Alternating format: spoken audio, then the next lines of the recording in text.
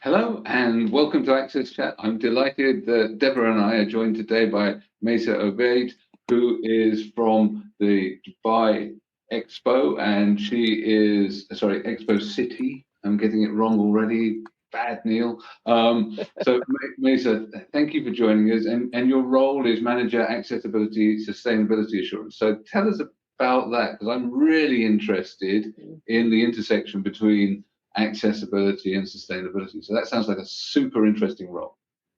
Well, thank you so much for having me. So I joined Expo City Dubai last year before COP28. We hosted the COP28.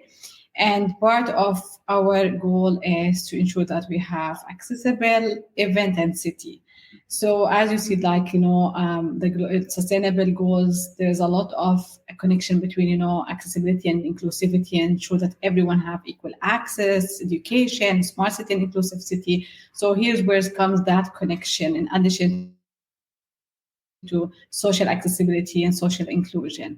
So I'm working there with a very nice and amazing team who also doing a lot of amazing stuff to accessibility and sustainability. And also we have a team for assurance to ensure that we are compliant, for example, with the codes when it comes to inclusive and health and safety and other areas and criteria. So it's a really broad remit for the team. And I think that that's really interesting because sometimes accessibility can be quite a narrow remit. So obviously you said you've not been with the team long, but you've certainly been working in the field longer. So is this remit that you now have a different to how you'd experienced before? So tell us a little bit about how you came to work in the field and what brought you into the world of accessibility. I think, when everyone knows my background, they are extremely surprised because my background is optometrist. So I started my bachelor degree in optometry. And during my last year, we had one course about low vision.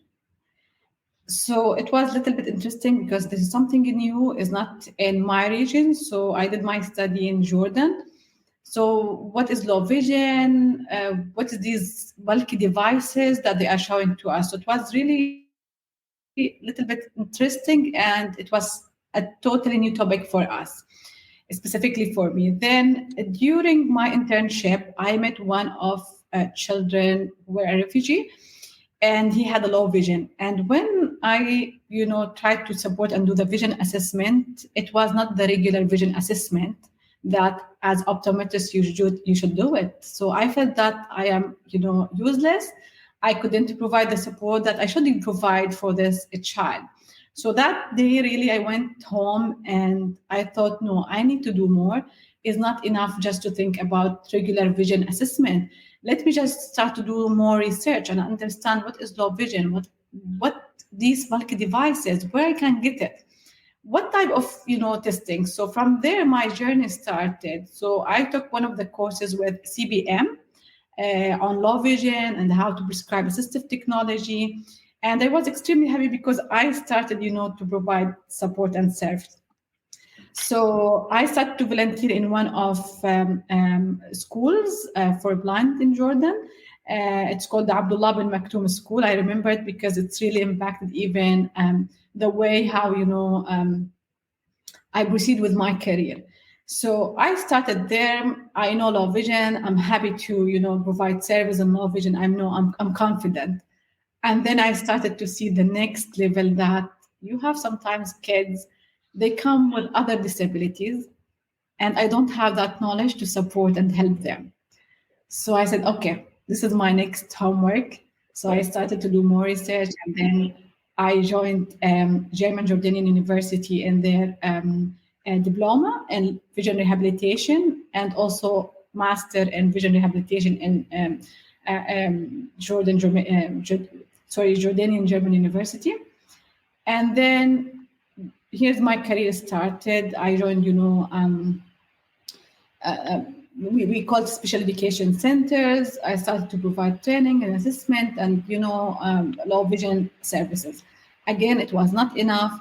I started to feel that I need to provide more for kids with other disabilities. So I started to provide training and assessment for kids with other disabilities for their vision. And then again, it's not enough. In our region, we need to get more and more support. And, I started this alone. So I joined Northern Arizona University for assistive technology. And here it was like a new era for me. It's not only low vision, it's not only these bulky devices, it's not only kids or people with vision impairment, there's other disabilities. And it's not only you, Mesa, there should be a team. You should have a team with occupational therapists, speech pathologists, psychologists. It's not only one person. And then from there, my journey started.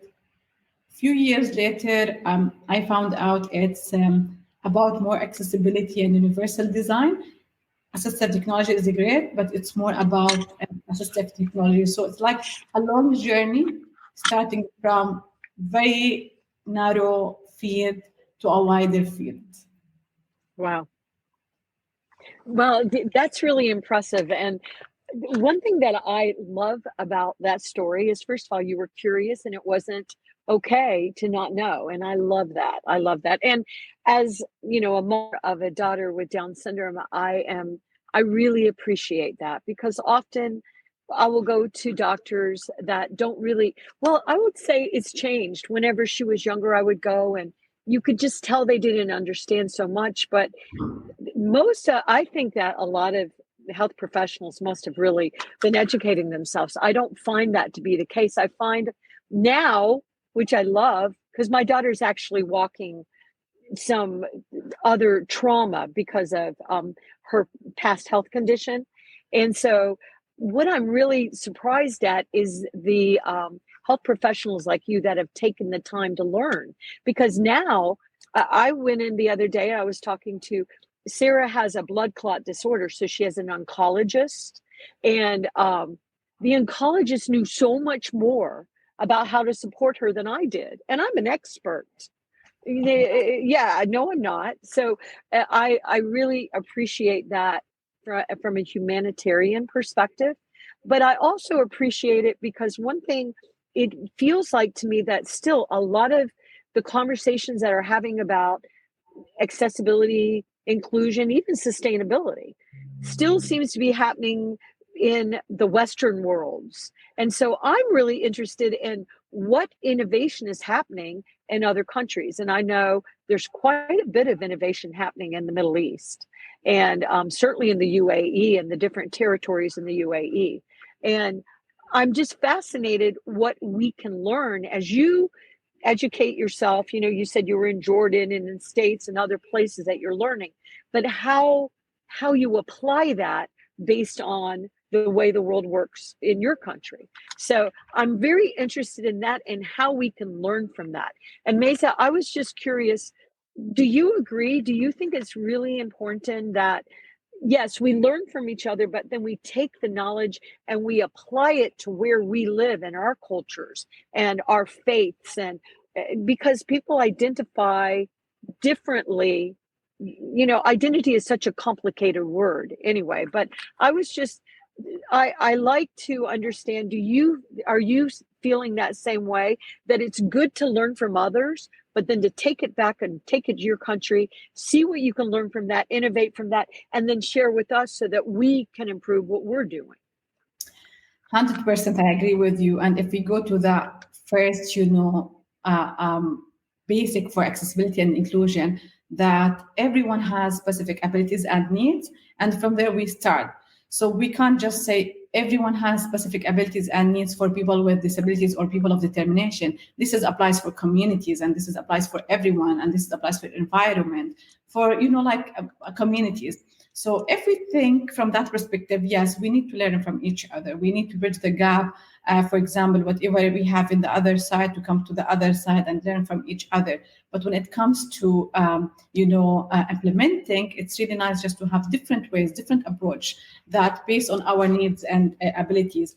I remember we had one session during the autism awareness month or day, and we were discussing, like, there's a lot of things going when it comes to autism and assistive technology and accessibility.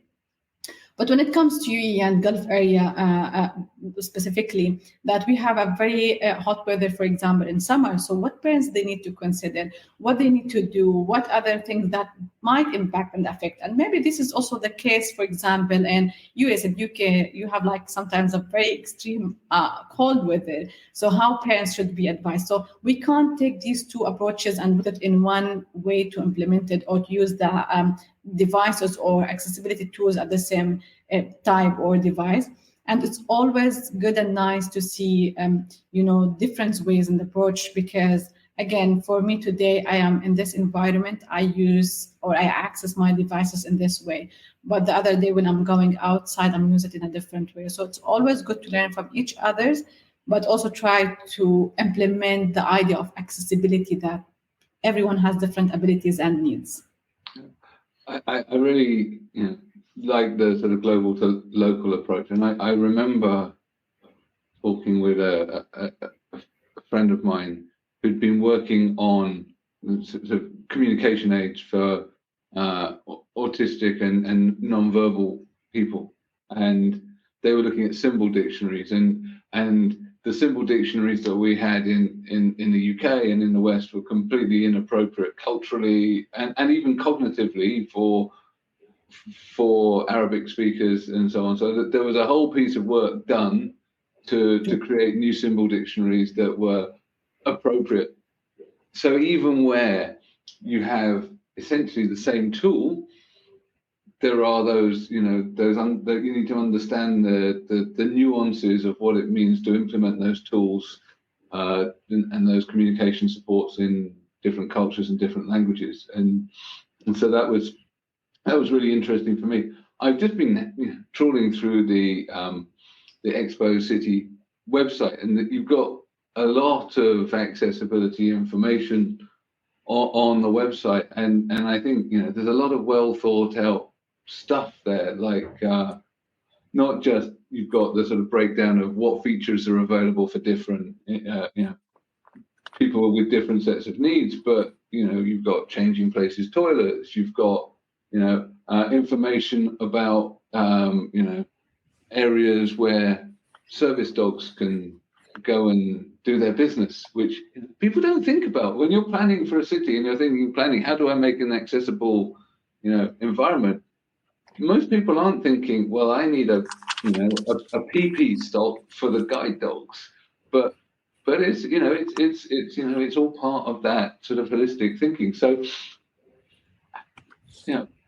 what does an average day look like when you're doing something as varied as looking at the accessibility of a really large space and like Expo City and all of the things that you do there? Yeah. So let's start with the basic of Expo City. So Expo City, we had Expo 2020. Yes. And this is, we are carrying the legacy of Expo 2020. So the main aim and the main vision for accessibility for Expo 2020 is to be the most accessible and inclusive event and expo. And I think the team, because I joined after that, they did a great job when it comes to accessibility and inclusion. Also, I recall that they told me that they have like sensory cards, and they had like sensory rating for different pavilions and events, which really make it a very accessible and inclusive event. And also for me, I recall when I visited Expo 2020, it was very accessible. I had also my students, because I used to work in a university and I was managing and leading, the accessibility. And then my students visited the Expo. It was very seamless experience. We just contact, a team. They prepare for us accessible transportation. So we are now building on that legacy of accessibility and inclusion. So when it comes now to our vision, we are moving from an event to a city. We have different stakeholders. We have internal, external. We have tenants. We have events. We have also real estate and other, stakeholders. So again, we want to keep the same standard, the same legacy, and we want us to add more. So the first thing we are doing and started, and this is also something has been done also during Expo 2020, is benchmarking. We have code, Dubai code, which is really great, amazing, but also we are experienced and we know that people, they are coming from all over the world here to Dubai. So we want them also to have good experience. As we said, like sometimes we have things, it's amazing and great and it fits with our needs here within the UAE, but we are expecting international audience and we want to meet their needs also. So we have like benchmarking reports to say what we need to achieve, what we need to, add more to our environment. So this is something we comes when it comes, for example, physical environment. So our minimum standard is the Dubai code and the law, and then going more beyond this to benchmarking. Also, we are trying and believe that, and this is also personally, I believe, if we have the most accessible environment, the most accessible digital assets, but we are not working with the people and the culture, it's like it's not there. If you don't, educate and let people know that you have your staff and hosts and security and volunteers know that you have these assets within your, city, it's like useless because these are facing the visitors. These are conveying the messages. So if they don't know, for example, these specific, features, and they don't know how to interact and how to provide the support, you might, not give, the full, what we call it, the full range of support. So this is something we are working on it, and also we are including people of determination, people with disability as part of our, interaction, engagement. So I was sharing with Deborah before we start that we had the International Down Syndrome Day, and we thought it's not Maisa should deliver the training or no, we should have a person with Down syndrome to come and deliver the training. We, first of all, we want them to come and we want to show our staff and, ECD staff that if we give people the opportunity to be empowered, they will be empowered. We need just to give them the chance. This is the one thing. And also we want to empower them. We want to help them to advocate, And it was one of really successful training I have ever, planned and had or also attend. Yeah, because it was like for me an eye opener because again, you feel that you are in this field for many years and you know what you do. But when you had a person who comes and just say, no, let's do it in this way, and he's the one, for example, he knows what he wants, you feel, okay, it's not only about experience, it's not about being specialized or years of experience. It's about the people who experience this. So give them the chance. So this is something we did. In the International Wheelchair also Day, we invited one of my previous students to come and also to, to do like a training. And we were also targeting who, should attend the training. For example, if we have people, they are responsible for the master plan, or they will be developing, any physical assets. These should come and attend and experience the site, because it's not only about being compliant with the code, it's more than that. So this is something we are trying. I don't say that it's like one stop. It's like a journey. We will keep improving, and it's not like non-stop journey. Yeah, but the exciting part of it, though, is that I love that you're building it into the city, because the only way to do this is to make it part of where we live. And so most places are not doing that. Most places aren't. We talk about smart cities, smart communities. They are not smart if all of the human beings cannot be meaningfully included. And so I like the innovation we're seeing come from, efforts like Expo 2020, Expo City 2020. But as you said, but now it's great, all the amazing work they did to get to Expo 2020. But now you have to keep it going. You have to keep learning from it. And that is where the real work comes into place. But also, I think the legacy and us learning from each other. But sadly, I still see so many huge smart city, smart community efforts being made, and they are not talking about it from the lens of sustainability or inclusion. And I'm just going to use inclusion to also mean accessibility, because I can't be included if it's not accessible. So I'm not, and I don't know about you, Neil, if you're seeing it, but I'm not seeing that. I'm not seeing us do that any place except right now I'm seeing it in the UAE, and I see talk about them doing it in the KSA. I know that they really are very focused on values and Vision 2030, but you're actually doing it. You're doing it now. And so that is really, really impressive, and something that I think the rest of the world should look at. Once again, don't have it figured out. You still have problems. You're still learning. I assume we're all part of this changing world, but you do have standards that you've been set, and you are looking at this to protect our planet, the living planet we're all living on. Sorry. But I don't know anyway. But also including humans. And now we've got this AI stuff here, Mesa. Yay. Oh, it's going to kill us all. Or it will empower. Empower us to really, to really live our humanity in a different way. Maybe I'll say it that way. But I don't know why y'all have done this, but I thank you. I thank you so very much, because we must have things we can point to say, well, wait a minute. Tell me that can't be done, because they actually did it. So first of all, I applaud that. But I am curious why. Why do y'all care? Everybody cares, Mesa, but not everybody's doing it. So why are y'all doing it? Thank you.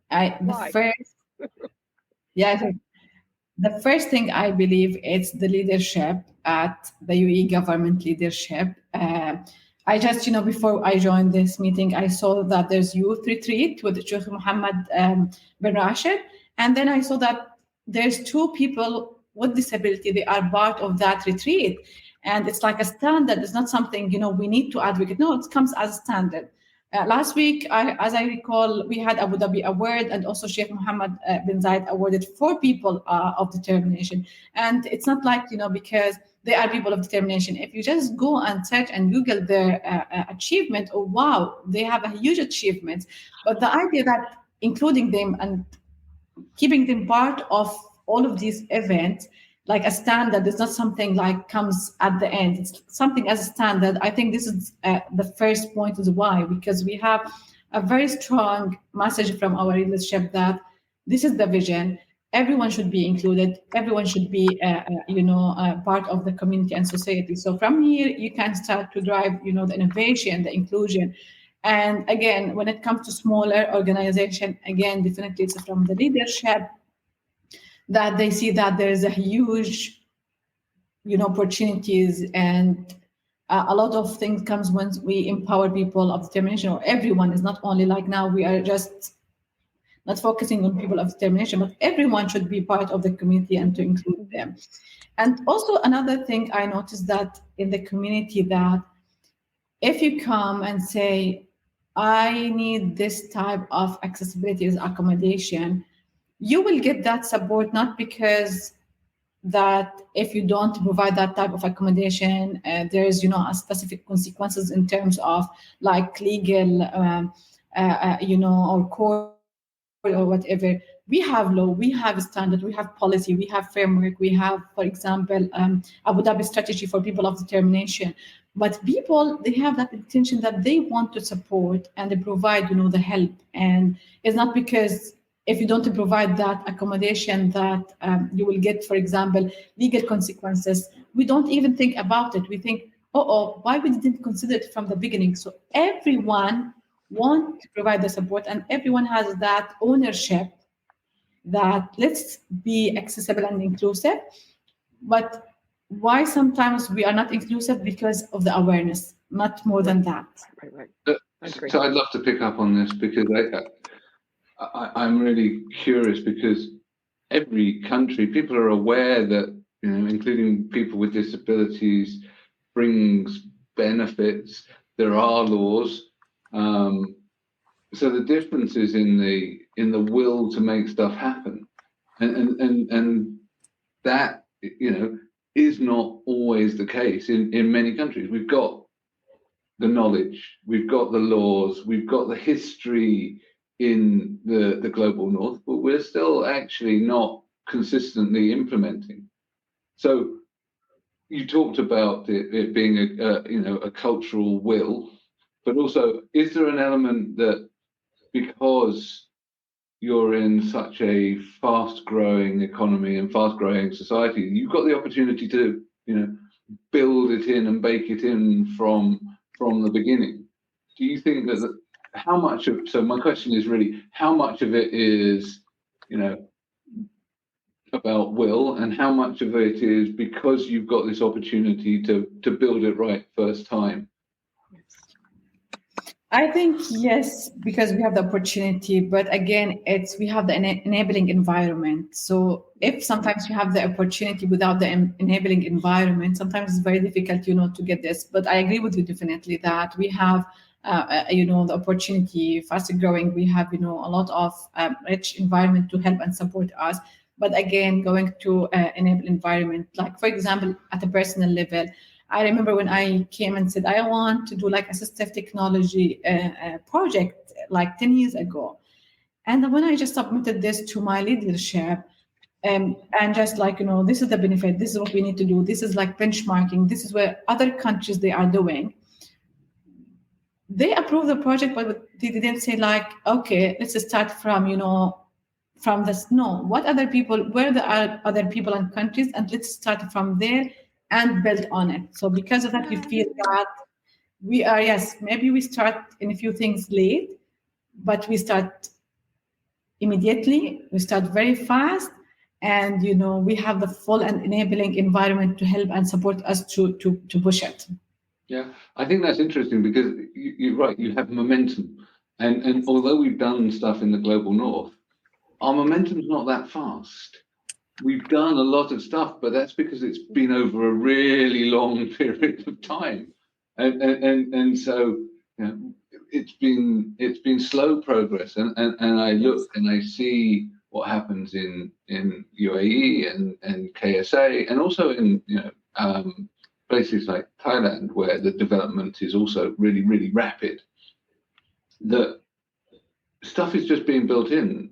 All of the new sort of environments are taking a universal design approach. So my wife is a big fan of looking at fancy houses, and there's some amazing houses being built in her part of the world, and all of them have been considering step-free access. It's not one. It's not, oh, we've built a house for people of determination and disabled people.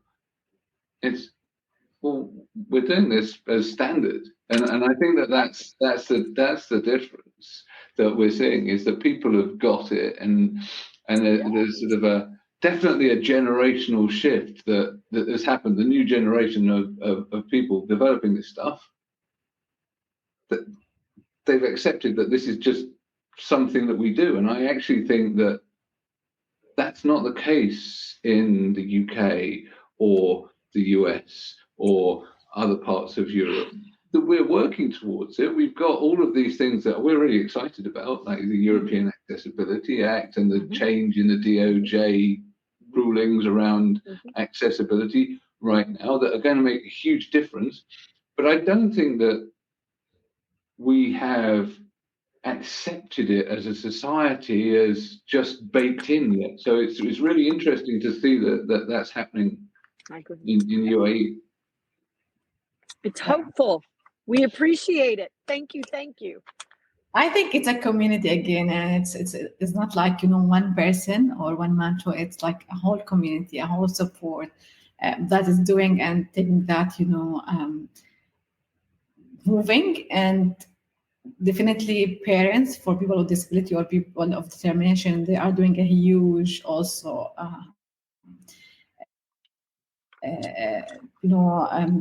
a huge role how to push this and to go out also. So exciting. Yeah, it is exciting. Just before we end, I'm really interested to hear a bit more about the embedding of accessibility into education, because you said you've done a number of courses now, some in America, but I know that also the universities in the region are also teaching this. What would you highlight, and what could we learn in the West from the universities in the Middle East about including accessibility into education? Because we've still got some way to go there. Yes. Yeah. Listen, again, accessibility is a journey, I think, and this is the case in different also, even here or wherever we have like a journey, we are starting to build and keep, improving our journey. When it comes to, universities, and also I was privileged also to work within the schools, that, you have that team who's really fully trained and ready to support students of determination. And I like, the idea that you have special education teachers, and also you have assistive technology team, and they are very specialized. What I liked recently, I finished, I'm just trying to submit my PhD for digital accessibility in higher education in Saudi Arabia. I conducted this research. So I think something is being really growing fast in the universities here. It's the universal design for learning. So we start to see this more, instead of, okay, we have center for people of determination and that's it, and these are the services. We started to see that there's a movement where there's tools like, for example, Ally in the Blackboard or any learning management system. So all the students, regardless of their disabilities, or if they have a specific disability or they don't have, or if they come and say, I have this disability, they have access to alternative format immediately. So this is something that's really nice, it's really amazing. And from even the interviews, a lot of students, they said it's like a game changer for them. And one thing also, like implementation for tools. So for example, we have a lot of accessible tools. Before, it used only for a limited number of students, or if you have specific disability, you come and you are eligible to get it. Now it's open for everyone. And the main focus and message is like universal design for learning from the beginning, just like a standard. This is where you can see really a huge improvement in the education. Wow. That's wonderful, because I think that quite often we ration accessibility, and we want to prescribe it all the time, but actually by designing and enabling people to choose how they wish to learn, how they wish to work, it has a huge impact. So it's been fascinating talking to you today, Mesa. I'm really grateful to learn from you. Need to thank Amazon and MyClearText for keeping us on air and supporting us and keeping us captioned. And we look forward to interacting with you more on social media. Thank you very much. Thank you so much. Thank you. Thank you.